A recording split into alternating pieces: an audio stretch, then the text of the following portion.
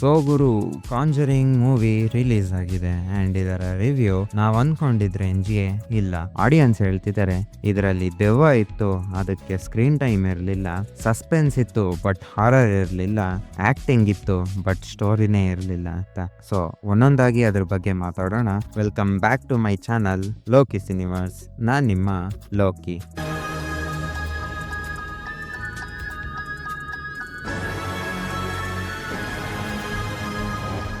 So guys, first of all ಇದರ actors ಬಗ್ಗೆ ಮಾತಾಡೋದಾದ್ರೆ, ಆಕ್ಟರ್ಸ್ ಅವ್ರಿಗೆ ಕೊಟ್ಟಿದ್ದ ಕೆಲಸನ ಚಾಚು ತಪ್ಪಂಗೆ ಪಾಲಿಸಿದ್ದಾರೆ ಅಂತ ಹೇಳಕ್ ಇಷ್ಟಪಡ್ತೀನಿ. ಬಿಕಾಸ್ ಇದರಲ್ಲಿ ನಮ್ಮ ಮೇನ್ ಕ್ಯಾರೆಕ್ಟರ್ಸ್ ವಾರೆನ್ಸ್ ಆಗಿರ್ಬೋದು, ಸೈಡ್ ಕ್ಯಾರೆಕ್ಟರ್ಸ್ ಆಗಿರ್ಬೋದು, ಅಥವಾ ಪೊಸೆಸ್ ಆಗಿದ್ದ ಫ್ಯಾಮಿಲಿ ಆಗಿರ್ಬೋದು, ಎಲ್ಲ ಆಕ್ಟರ್ಸ್ ಗಳು ತಮ್ಮ ಆಕ್ಟಿಂಗ್ ನ ಸಖತ್ತಾಗಿ ನಿಭಾಯಿಸಿದ್ದಾರೆ. ಬಟ್ ಈ ಮೂವಿ ಫೇಲ್ ಆಗೋದೆ ಅವರ ಆಕ್ಟಿಂಗ್ ನ ಡಿಫೈನ್ ಮಾಡೋದ್ರಲ್ಲಿ. ಎಸ್ ಗೈಸ್, ಇದರಲ್ಲಿ ಅಫ್ಕೋರ್ಸ್ ನಾವು ರಿಯಲ್ ಸ್ಟೋರಿ ಅಷ್ಟೇ ಇಂಟೆನ್ಸ್ ಆಗಿ ಈ ಸ್ಟೋರಿ ಇರುತ್ತೆ ಅನ್ಕೊಳೋದು ತಪ್ಪು. ಬಿಕಾಸ್ ಎಲ್ಲ ರಿಯಲ್ ಇನ್ಸಿಡೆಂಟ್ ನಮ್ಗೆ ತೋರ್ಸಕ್ಕಾಗಲ್ಲ. ಸೊ ಸ್ವಲ್ಪ ಚೇಂಜಸ್ ಮಾಡಿರ್ತಾರೆ. ಲೈಕ್ ರಿಯಲ್ ಕೇಸ್ ಅಲ್ಲಿ ಆ ಮಿರರ್ ನೋಡ್ತೀವಲ್ಲ ನಾವು ಮೂವಿಲಿ, ಆ ಮಿರರ್ ಇಲ್ವೇ ಇಲ್ಲ, ಮೀನ್ಸ್ ಅದರ ಎಕ್ಸಿಸ್ಟೆನ್ಸೇ ಇಲ್ಲ.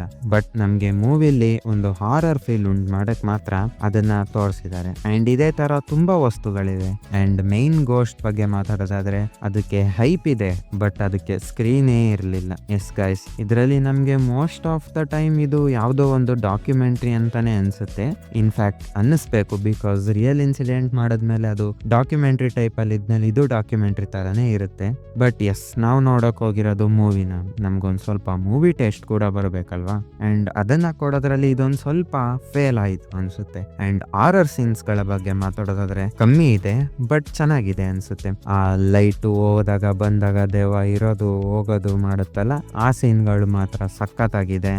ಅಂಡ್ ವಾರೆನ್ ಅವರ ಮಗಳು ಜೋಡಿಗೆ ವಿಷನ್ಸ್ ಬರೋದಾಗ್ಲಿ, ಎಲ್ಲಾ ಸೀನ್ಸ್ ಟಾಪ್ ನಾಚ್ ಆಗಿದೆ ಗೈಸ್. ಟಾಪ್ ನಾಚ್ ಸ್ಕ್ರೀನ್ ಪ್ಲೇಗಳನ್ನ ಯೂಸ್ ಮಾಡ್ಕೊಳೋದ್ರಲ್ಲಿ ಸ್ಟೋರಿ ಅಷ್ಟೊಂದು ಒತ್ತು ಕೊಡೋದಿಲ್ಲ ಅಂತ ನನ್ಗನ್ಸುತ್ತೆ. ಓವರ್ ಆಲ್ ಸ್ಟೋರಿ ಬಗ್ಗೆ ಮಾತಾಡೋದಾದ್ರೆ ಅಷ್ಟೊಂದು ಇಂಟೆನ್ಸ್ ಸ್ಟೋರಿನ ತೋರಿಸ್ತಿಲ್ಲ ಅಂತ ನನಗನ್ಸುತ್ತೆ. ಅಂಡ್ ಸ್ಟೋರಿ ಕಡೆ ನೋಡೋದಾದ್ರೆ, ಸ್ಟೋರಿ ಸ್ಟಾರ್ಟ್ ಆಗುತ್ತೆ 1946 ಅಲ್ಲಿ ವಾರೆನ್ಸ್ ಅವರು ಅವರ ಫಸ್ಟ್ ಕೇಸ್ ನ ಸಾಲ್ವ್ ಮಾಡಕ್ ಹೋದಾಗ. ಅಂಡ್ ಅವ್ರಿಗೆ ಅಲ್ಲೊಂದು ಗ್ಲಾಸ್ ಸಿಗುತ್ತೆ. ಆ ಗ್ಲಾಸ್ ಅಲ್ಲಿ ಆ ಮೇನ್ ಗೋಸ್ಟ್ ಕೂಡ ಇರುತ್ತೆ. ಅಂಡ್ ಆ ಗೋಸ್ಟ್ ಇಂದ ವಾರೆನ್ಸ್ ಅವರು ಎದ್ರುಕೊಂಡು ವಾಪಸ್ ಬರ್ತಾರೆ. ಬಟ್ ಲಾರೆನ್ ಆ ಗ್ಲಾಸ್ ನ ಮುಟ್ಟಿದಾಗ ಅವಳ ಹೊಟ್ಟೆಲ್ ಇದ್ದಿದ್ ಮಗು ಜೊತೆ ಆ ಗೋಸ್ಟ್ ಕನೆಕ್ಷನ್ ಬಿಲ್ಡ್ ಮಾಡುತ್ತೆ. ಅಂಡ್ ಆ ಕನೆಕ್ಷನ್ ಅವಳು ದೊಡ್ಡವಳಾಗಿ ಬೆಳೆಯೋವರೆಗೂ ಕೂಡ ಹಂಗೆ ಇರುತ್ತೆ. ಅಂಡ್ ಇದರಲ್ಲಿ ಗೋಸ್ಟ್ ಯಾವುದೇ ರೀತಿ ಆ ಫ್ಯಾಮಿಲಿಗೆ ಹರ್ಟ್ ಮಾಡ್ಬೇಕು ಅಂತಾನೋ, ಆ ಫ್ಯಾಮಿಲಿಯಿಂದ ಏನೋ ಬೇಕು ಅಂತ ಆ ಫ್ಯಾಮಿಲಿ ಜೊತೆ ಪೊಸೆಸ್ ಆಗಲ್ಲ. ಇನ್ಫ್ಯಾಕ್ಟ್ ಆ ಫ್ಯಾಮಿಲಿ ಜೊತೆ ಅದು ಪೊಸೆಸ್ ಆಗದೆ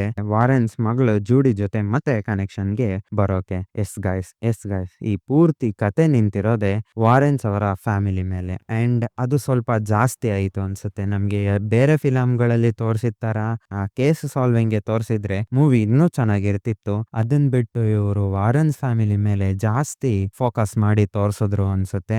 ಅದೇ ಎಲ್ಲೋ ಈ ಮೂವಿ ಸ್ವಲ್ಪ ಫ್ಲಾಪ್ ಅನ್ಸೋ ಜಾಗಕ್ಕೆ ಬಂದಿಲ್ಲೋ ತರ ಆಗಿದೆ ಅಂತ ನನಗನ್ಸುತ್ತೆ. ಅವಳು ಯಾವ ಗ್ಲಾಸ್ ನ ಮುಟ್ಟಿ ಆ ದೆವ್ವನ ಎದ್ದೇಳ್ಸಿರ್ತಾಳಲ್ಲ, ಅದೇ ಗ್ಲಾಸ್ ನ ಈ ಫ್ಯಾಮಿಲಿ ಕೂಡ ತಂದು ತಮ್ಮ ಮನೆಯಲ್ಲಿ ಇಟ್ಕೊಂಡಿರುತ್ತೆ. ಅಂಡ್ ಅಲ್ಲಿಂದನೇ ಕತೆ ಶುರು ಆಗುತ್ತೆ. ಎಸ್ ಗೈಸ್, ಆ ಗ್ಲಾಸ್ ನ ಹೊಡಿತಾರೆ. ಸೊ ಆ ಗ್ಲಾಸ್ ನ ಹೊಡೆದಾಕಿದ್ದ ರಿಸಲ್ಟ್ ಫ್ಯಾಮಿಲಿಲೇ ಒಬ್ಳಿಗೆ ವಾಮಿಟ್ ಆಗುತ್ತೆ. ಅದು ಗ್ಲಾಸ್ ವಾಮಿಟ್. ಸೊ ಇದನ್ನೆಲ್ಲ ನೋಡುವಾಗ ಅನ್ಸುತ್ತೆ ಸ್ವಲ್ಪ ಭಯನೂ ಹುಟ್ಸುತ್ತೆ. ಬಟ್ ಅಂಡ್ ಇದನ್ನೆಲ್ಲ ಎಲ್ಲೋ ನೋಡಿದೀವಿ ಅನ್ನೋ ಫೀಲೇ ಇರುತ್ತೆ.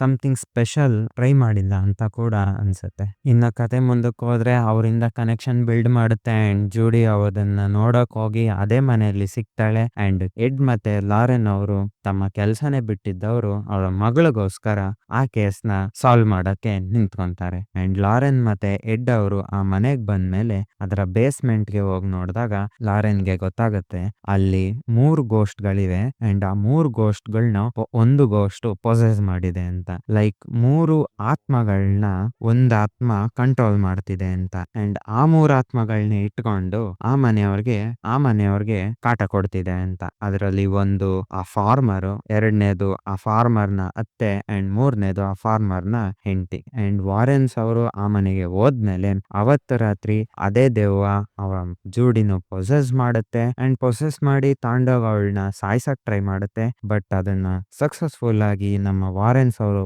ಕೌಂಟರ್ ಮಾಡ್ತಾರೆ. ಎಲ್ಲಾ ಸತಿ ತರಾನೇ ಈ ಸತಿನು ವಾರೆನ್ಸ್ ಗೆಲ್ತಾರೆ. ಬಟ್ ಕ್ಲೈಮ್ಯಾಕ್ಸ್ ನಮ್ಮ ಎಕ್ಸ್ಪೆಕ್ಟೇಷನ್ಗೆ ಮುಟ್ಟೋ ತರ ಹಾರಿಫೈಯಿಂಗ್ ಆಗಿ ಇರ್ಲಿಲ್ಲ ಅಂತ ಅನ್ಸುತ್ತೆ. ಬಿಕಾಸ್ ಆ ಗ್ಲಾಸ್ ಅಲ್ಲಿ ಇದ್ದಿದ್ 3 ದೆವ್ವದ ಜೊತೆ ಇವ್ರು 3 ಜನ ಮಾತಾಡ್ತಾರೆ ಅಂಡ್ ಅವರ ಫ್ಯಾಮಿಲಿ ಪವರ್ ಇಂದ ಆ ಗೋಸ್ಟ್ ಪವರ್ ನ ಸಾಯಿಸ್ತಾರೆ ಅಥವಾ ನಿಲ್ಲಿಸ್ತಾರೆ.